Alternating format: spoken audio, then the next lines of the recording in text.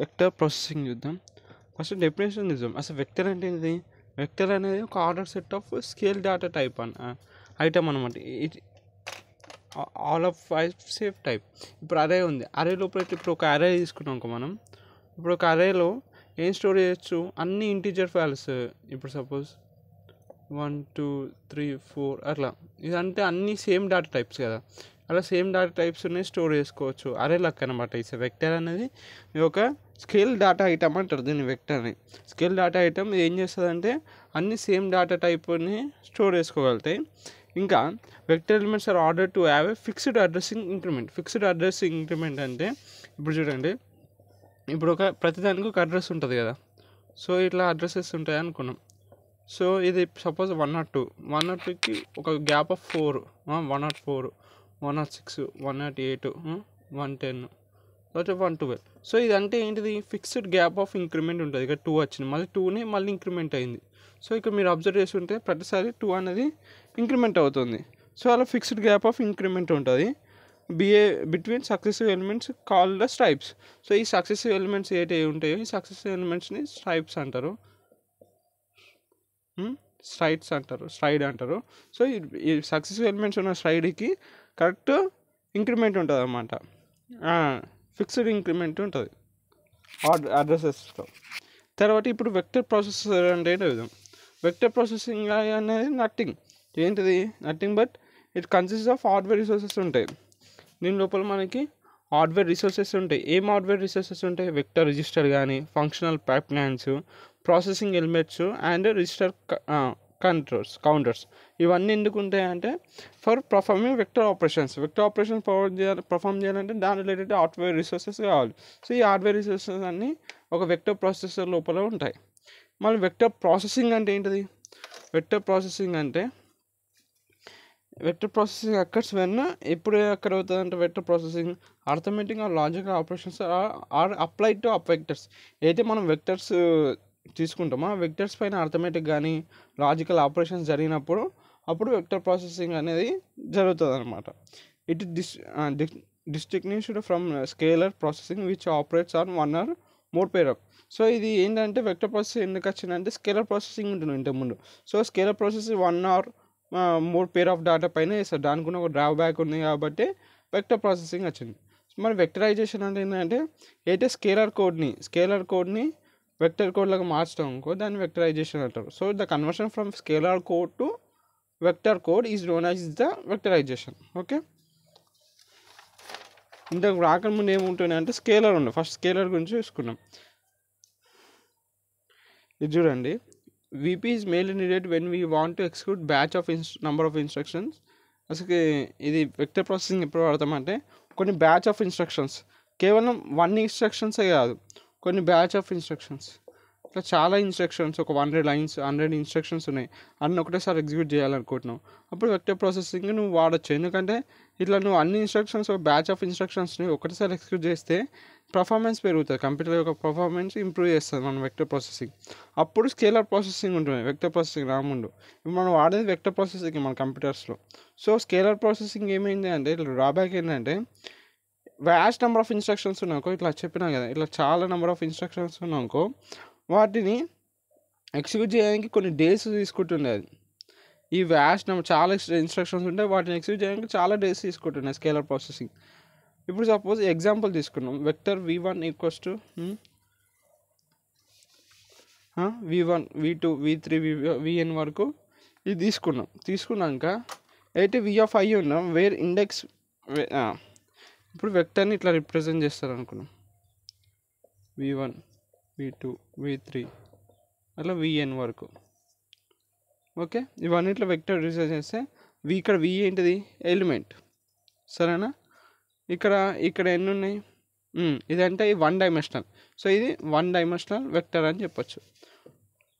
1 dimensional vector. 2 dimensional అంటే ఇక్కడ ఇట్లా వస్తుంది, V1 V2 V3 V4. ఇది 2 డైమెన్షనల్. ఇప్పుడు మనం తీసుకునే ఎగ్జాంపుల్ 1 డైమెన్షనల్. సో ఒకవేళ V(i) అన్నానుకో, VF అంటే ఈ I అనేది ఇండెక్స్ అనమాట, where I means the address. Index I means address, V1 యొక్క అడ్రస్. ఇప్పుడు ఇట్లా V1 ఆఫ్ I అని పెట్టినాకో V1 యొక్క అడ్రస్ అనమాట. సరేనా, ఇది బేసిక్ టర్మ్స్. ఇప్పుడు మనం స్కేలర్ ప్రాసెసర్ యొక్క ఎగ్జాంపుల్ చూద్దాం. ఇక్కడ ఒక స్కేలర్ ప్రాసెసర్ చిన్న కోడ్ రాసినాం చూడండి. ఒక చిన్న డూ లూప్ తీసుకొని రాసినాం. ఏంటిది డూ ఏం చేయాలన్నా మనం 20 do 20i equals to 1,100 20 ci equals to ai plus bi. అంటే ఈ రెండింటిని సమ్ చేసి ఆ సమ్ని సిఐలో స్టోర్ చేస్తున్నాం. ఓకేనా, ఏ ఇన్స్ట్రక్షన్స్ అండ్ బి ఇన్స్ట్రక్షన్ రెండింటిని సమ్ చేసి సమ్ చేసి ఇట్లా స్టోర్ చేస్తున్నాం, సిఐలో స్టోర్ చేస్తున్నాం. సో ఇది ఇప్పుడు ఎన్నిసార్లు ఇక్కడ డూ లూప్ పెట్టినావు కాబట్టి సో 100 టైమ్స్ ఆ ఆపరేషన్ చదువుతున్నాను. ఇప్పుడు ఒకవేళ మిషన్ లాంగ్వేజ్లో రాసిన కొద్ది ఈ కోడ్ని మిషన్ లెవెల్ లాంగ్వేజ్ రాస్తే ఫస్ట్ ఇన్షియలైజ్ చేద్దాం. మిషన్ లాంగ్వేజ్లో ఎట్లా రాస్తారు ఆ కోడ్ని, i ఈక్వల్స్ టు 1 20 రీడ్ చేయాలి. ఫస్ట్ ఏ లోపల ఏముండో రీడ్ చేసి, తర్వాత బి లోపల ఏముండో రీడ్ చేసి ఆ రెండు సమ్ చేయాలి కదా. సో స్టోర్ చేస్తాం. ఎలా స్టోర్ చేస్తాం, C(i)లో స్టోర్ చేస్తున్నాం. ఈక్వల్స్ టు AI(i) ప్లస్ B(i)ని ఈ రెండింటిని C(i)లో స్టోర్ చేస్తున్నాం. ఇది మిషన్. సో తర్వాత ఏం చేస్తున్నాం, మళ్ళీ ఇంక్రిమెంట్ చేస్తున్నాం ప్రతిసారి. ఎన్నిసార్లు increment i equals to i+1 మళ్ళీ ఇంక్రిమెంట్ చేస్తావు. ఎప్పుడు ఇట్లా ఎన్నిసార్లు చేస్తావు, i < 100 వరకు చేస్తావు, గో టు 20. సో ఇట్లా కంటిన్యూ అవుతూ ఉంటుంది. ఇది మిషన్ లెవెల్ లాంగ్వేజ్, ఇది మిషన్ లెవెల్ కోడ్.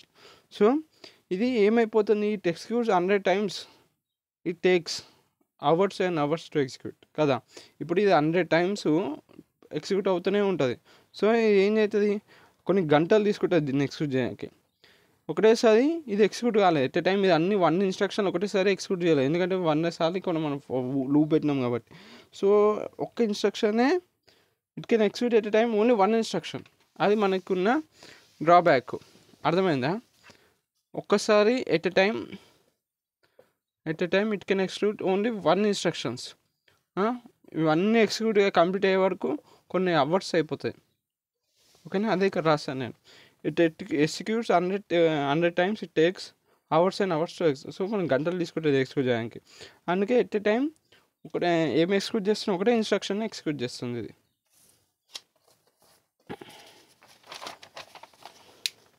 ఇప్పుడు ఇది అంతా మనం దేని గురించి మాట్లాడుకున్నాం, స్కేలర్ ప్రాసెసర్.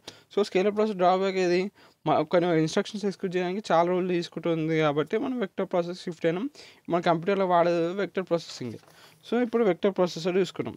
ఇది వెక్టర్ ప్రాసెసర్ చూడండి, ఇట్లా రాస్తారు, ఒకటే లైన్లో అయిపోతుంది. అంటే ఇప్పుడు ఏం చేస్తున్నాం, సిలో 1 నుంచి 100 వరకు ఇన్స్ట్రక్షన్స్ ఈక్వల్స్ టు ఏ నుంచి 1 నుంచి 100 ప్లస్ బి 1 to 100. సో ఇదంటే ఒకటే లైన్లో ఆ ఇన్స్ట్రక్షన్ అంటే అయిపోతుంది. మల్టిపుల్ ఇన్స్ట్రక్షన్స్ ప్యారలల్గా ఎగ్జిక్యూట్ అయిపోతాయి. సో అన్ని రెండు సమ్ అయ్యి ఇక్కడ సిలో స్టోర్ అయిపోతుంది. సో ఇలా అన్నమాట. ఇప్పుడు వెక్టర్ ఫార్మాట్ చూడండి, అయితే ఫస్ట్ ఉన్న ఆప్ కోడ్, ఇది మన వెక్టర్ ప్రాసెసింగ్ ఇన్స్ట్రక్షన్. అయితే ఇన్స్ట్రక్షన్ ఉంటుంది వెక్టర్ ప్రాసెసింగ్లో. సో ఆ ఇన్స్ట్రక్షన్ యొక్క ఫార్మాట్ చూడండి. ఫస్ట్ ఆప్ కోడ్ ఉంటుంది, దాన్ని ఆపరేషన్ అంటారు. తర్వాత బేస్ అడ్రస్ 1 అంటే ఇది A, base address of source 2 B. ఇవి రెండింటి బేస్ అడ్రస్ కావాలి కదా, A source 1 and source 2. So ఇది ఏ, ఇది బి, ఈ రెండు సమ్ చేసిన ఒకవేళ స్టోర్ అవుతుంది కదా. సో ఇది base address of the destination. ఈ సోర్సు, ఇవి రెండు సోర్స్, ఇది డెస్టినేషన్. సమ్ ఎక్కడ స్టోర్ అవుతుంది, డెస్టినేషన్లో స్టోర్ అవుతుంది, సిలో స్టోర్ అవుతుంది. So base address of source A, base address of source 2, తర్వాత బేస్ అడ్రస్ ఆఫ్ డెస్టినేషన్, తర్వాత వెక్టర్ లెంత్ ఉంటుంది. ఒకవేళ మనం ఇప్పుడు ఎంటర్ రాసినాం 1 to 100 కాబట్టి ఇలా 100 ఎలిమెంట్స్ యొక్క వెక్టర్ లెంత్ ఉంటుంది. ఇది ఆప్ కోడ్. ఇక్కడ మనం యాడ్ ఆపరేషన్ చేస్తున్నాం కాబట్టి యాడ్ వస్తుంది ఇక్కడ ఆప్ కోడ్లో. నువ్వు ఏది చేస్తే అట్లా ఉంటుంది ఇన్స్ట్రక్షన్ ఫార్మాట్, అయితే వెక్టర్ ప్రాసెసింగ్ జరుగుతుంది. ఇప్పుడు మ్యాట్రిక్స్ మల్టిప్లికేషన్ మీ అందరికీ తెలుసు కదా, how to calculate inner product. First matrix multiplication చూడండి. మ్యాట్రిక్స్ మల్టిప్లికేషన్ నేను ఒకటి చెప్తాను, మీకు తెలుసు కదా మ్యాట్రిక్స్ మల్టిప్లికేషన్. అయినప్పటికీ ఇక్కడ గీసి A11 A12 A13 A21 22 23 31 2 A33 దీన్ని ఇంటూ దీన్ని చేద్దాం B11 B12 B13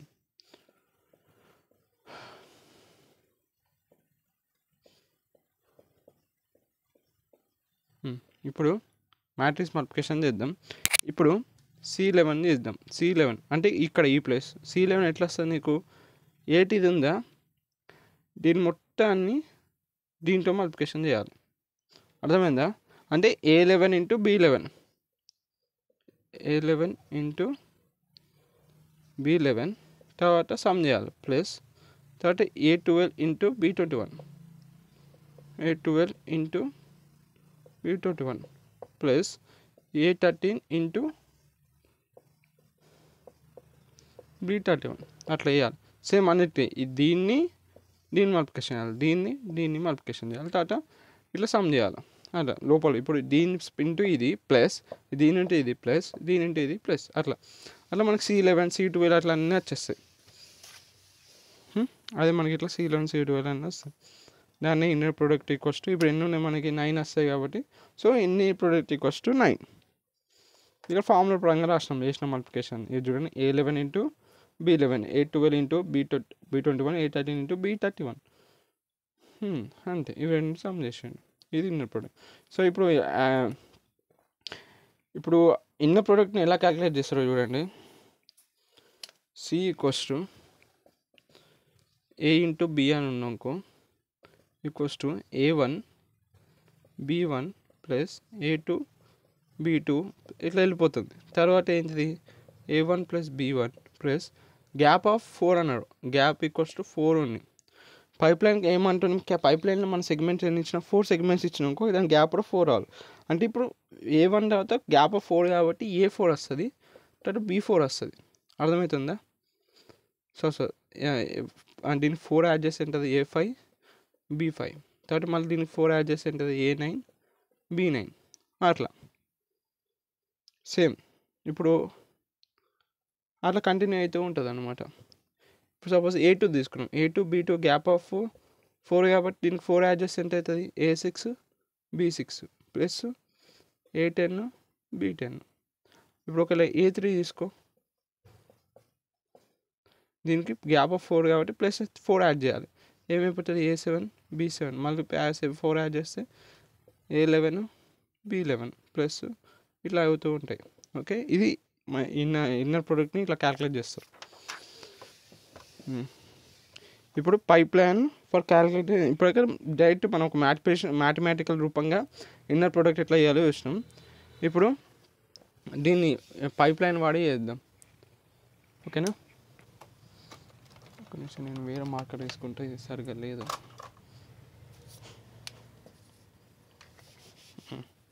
అయితే ఇట్లుంటుంది మనకి 4 1 2 3 4. సో ఇట్లా లాస్ట్ అయినాక మళ్ళీ ఇటే వచ్చి అవుతుంది. 2 సోర్స్లు ఉంటాయి మనకి, 2 ఉన్నాయి కదా సోర్స్ ఏ సోర్స్ బి. ఇప్పుడు ఏంటిది మనకి మల్టిప్లయర్ పైపు, ఇది అడిషన్ చేసే పైప్ లైన్. ఓకే, ఫస్ట్ ఏమవుతుంది ఏమనుకున్నాం A1 B1 వస్తుంది. తర్వాత నెక్స్ట్ ఏమైపోతుంది, ఇప్పుడు ఫస్ట్ క్లాక్ సైకిల్లో ఏమైపోతుంది ఇది ముందు జరుగుతుంది. అంటే ఇక్కడ A1 B1 వస్తుంది, ఇక్కడ A2 B2 వస్తుంది. ఫస్ట్ క్లాక్ సైకిల్లో అది అయిపోయింది. ఈ సెకండ్ క్లాక్ సైకిల్ ఇది వచ్చింది. ఇప్పుడు థర్డ్ క్లాక్ సైకిల్ ఏమవుతుంది A1 B1 ఈడికి వస్తుంది, అట్లా A2 B2 ఈడికి వస్తుంది, తర్వాత A3 B3 ఈడికి వస్తుంది. సో థర్డ్ క్లాక్ సైకిల్ అట్లా మొత్తం అట్లా ఫోర్త్ క్లాక్ సైకిల్కి A1 B1 ఈడికి వస్తుంది, తర్వాత ఫిఫ్త్కి ఈడికి, సిక్స్త్కి ఈడికి, సెవెంత్కి ఈడికి, ఎయిత్కి ఇది.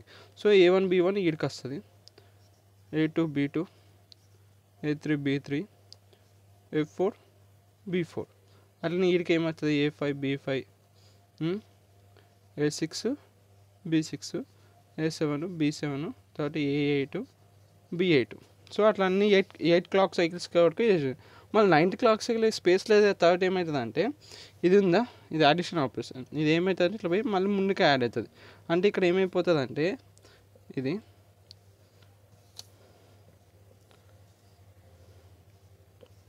పోయి ఇట్లా యాడ్ అవుతుంది అనమాట. యాడ్ అయితే ఇక్కడ ఏమవుతుంది, A1 B1 ఉంది కదా, A1 B1 పోయి A1 B1 ప్లస్ ఇది ముందు చదువుతుంది ఎట్లయినా, ఇది ఏమైపోతుంది A4 B4 ఇక్కడికి వచ్చేస్తుంది. తర్వాత A2 B2 సారీ ఇక్కడ A3 sorry A2 A3 B3 తర్వాత A2 B2. సో ఇది ఏమైనా A5 B5 ఇక్కడికి వచ్చేస్తుంది, A5 B5 ఇక్కడికి వచ్చేస్తుంది. ఓకే, ఈ 8th క్లాక్ సైకిల్ ఇట్లా జరుగుతుంది. అన్నీ ఒక్కొక్క ఏమవుతుంది, ఎవ్రీ క్లాక్ సైకిల్కి ఒక్కొక్కటి రైట్ డైరెక్షన్కి ఒక్కొక్కటి ముందు జరుగుతుంది అన్నమాట. సో ఇది ముందుకు వస్తుంది. తర్వాత ఏమైపోతుంది నెక్స్ట్ మళ్ళీ ఇంకొక 9th క్లాక్ సైకిల్ అయిపోయింది. 10th క్లాక్ సైకిల్ ఏమవుతుంది అంటే ఇది పోయి ఈడికి వచ్చేస్తుంది, ఇది ముందుకు జరుగుతుంది. అంటే అప్పుడు ఏమైపోతుంది A2 B2 ప్లస్ అవి యాడ్ అవుతాయి. అట్లా పైప్ లైన్లో ఇలా జరుగుతుంది అనమాట. ఓకే, 9th క్లాక్ సైకిల్ ఎట్లా అవుతుందో అర్థమైంది కదా, అది జరిగేది. So multiple segment can ads multiple memory simultaneously. ఇప్పుడు మల్టిపుల్ సెగ్మెంట్స్ మనం ఉన్నాయి, A1 B1 అట్లా ఇవన్నీ మల్టిపుల్ సెగ్మెంట్స్ కదా. ఈ మల్టిపుల్ సెగ్మెంట్స్ని ఒకటేసారి సేమ్ మెమరీని సైమల్టేనియస్గా యాక్సెస్ చేస్తున్నాడు. సో లేకపోతే multiple segment can access the same data. So ఇక్కడ మీరు రెండు టర్మ్స్ చూడండి, memory and data. So multiple 8 segments ఉన్నాయి, A1 B1 B2 B3 అని మల్టిపుల్ సెగ్మెంట్స్ సేమ్ మెమరీని సైమల్టేనియస్గా యాక్సెస్ చేస్తుంది. దాంతోపాటు సేమ్ డేటాని సైమల్టేనియస్గా యాక్సెస్ చేస్తుంది. ఇప్పుడు సేమ్ డేటాని సైమల్టేనియస్గా యాక్సెస్ చేసినప్పుడు డేటా కాన్ఫ్లిక్ట్స్ అనేది రైజ్ అవుతాయి. సో ఏమవుతుంది, డేటా కాన్ఫ్లిక్ట్స్ రైజ్ అయితే ఏమవుతుంది అంటే రాంగ్ రీసెర్చ్ అయిపోతుంది. సో దీన్ని ఓవర్కమ్ చేయడానికి మనం మెమరీని పార్టిషన్ చేస్తాం సెవరల్ మోడల్స్ లెక్క. దాన్నే మెమరీ ఇంటర్లీవింగ్ అంటారు, ఆ కాన్సెప్ట్నే. ఓకేనా, దాన్నే మెమరీ ఇంటర్లీవింగ్ అంటారు. సో ఎట్లా చేస్తారంటే 1 2 3 మెమరీని ఇట్లా మాడ్యూల్స్లోకి డివైడ్ చేస్తుంది. ఇదంతా కలిపి ఒక మెమరీ మాడ్యూల్ అంటారు. Address register, data register, memory address, ఈ మూడుని కలిపితే, ఈ 3 బాక్స్లను కలిపితే ఇది ఒక మెమరీ మాడ్యూల్. సో ఇట్లా మెమరీని నువ్వు పార్టిషన్ డివైడ్ చేసినప్పుడు డేటా కాన్ఫ్లిక్ట్స్ అనేవి రైజ్ కావు. సో ఇక్కడ డేటా బస్ ఉంటుంది, ఇక్కడ అడ్రస్ బస్ ఉంటుంది. అడ్రస్ రిజిస్టర్ ఇట్లా యూని డైరెక్షనల్ ఉంటాయి ఇవన్నీ లింక్స్. డేటా రిజిస్టర్ నుంచి మెమరీ అడ్రస్ అరేకి మాత్రం బై డైరెక్షన్లో ఉంటుంది. డేటా రిజిస్టర్ నుంచి డేటా బస్ కూడా బై డైరెక్షన్లో ఉంటుంది. ఎందుకంటే డేటా మెమరీ అరే నుంచి తీసుకుంటుంది, మెమరీ నుంచి డేటా రిజిస్టర్కి డేటా రాస్తానికి బై డైరెక్షనల్, ఇది యూని డైరెక్షనల్. సో ఇది మెమరీ మాడ్యూల్ ఇట్లా ఉంటుంది, దాన్ని మెమరీ ఇంటర్లీవింగ్ అంటారు. మెమరీని పార్టిషన్ చేస్తాం. సో ఒకవేళ ఆపరేషన్ వాడు 0 1 0 0 అంటే ఫస్ట్ మాడ్యూల్ అనమాట, తర్వాత 0 1 అంటే సెకండ్ మాడ్యూల్, 0 1 0 అంటే థర్డ్ మాడ్యూల్, 1 1 అంటే fourth module. So different segment ads different memory modules. So no data conflicts. So ఏం చేస్తాయి, ఇప్పుడు ఈ సెగ్మెంట్స్ అన్ని డిఫరెంట్ ఈ మాడ్యూల్ని చెక్ చేసుకుంటాయి. ఈ మాడ్యూల్ ఒక్కొక్క మాడ్యూల్ని కావాల్సిన డేటాని పోయి యాక్సెస్ చేస్తాయి. సో ఏది సెగ్మెంట్ దాని ఆ ఇండివిజువల్ మాడ్యూల్స్కి పోయి డేటాని యాక్సెస్ చేస్తున్నాయి. సో ఇక్కడ ఏమైపోయినాయి, డేటా కాన్ఫ్లిక్ట్స్ అనేది రైజ్ కావు. దీన్నే మెమరీ ఇంటర్లీవింగ్ కాన్సెప్ట్ అంటారు. సెగ్మెంట్స్ డేటాని యాక్సెస్ చేసినప్పుడు అక్కడ డేటా కాన్ఫ్లిక్ట్ రైజ్ అవుతుంది. సో దాన్ని ఓవర్కమ్ చేయడానికి మనం మెమరీ ఇంటర్లీవింగ్ వాడతాం. అంటే మెమరీని మనం పార్టిషన్ చేస్తాం మెమరీ మాడ్యూల్స్ లెక్క. ఓకే, దాన్ని memory interleaving. Okay, thank you. ప్రతి సబ్జెక్టు ప్రతి చాప్టర్ యొక్క నోట్స్ కింద డిస్క్రిప్షన్ ఉన్నాయి, మీరు దాన్ని ట్యాప్ చేస్తే ఆటోమేటిక్ డ్రైవ్ లింక్ ఓపెన్ అవుతుంది. మీకు ఇంకా ఏ సబ్జెక్ట్ యొక్క ప్లేలిస్ట్ కావాలో నాకు కొంచెం కామెంట్లో చెప్తే ఆ రిలేటెడ్ సబ్జెక్ట్స్ యొక్క ప్లేలిస్ట్ కూడా వేస్తాను. Thank you.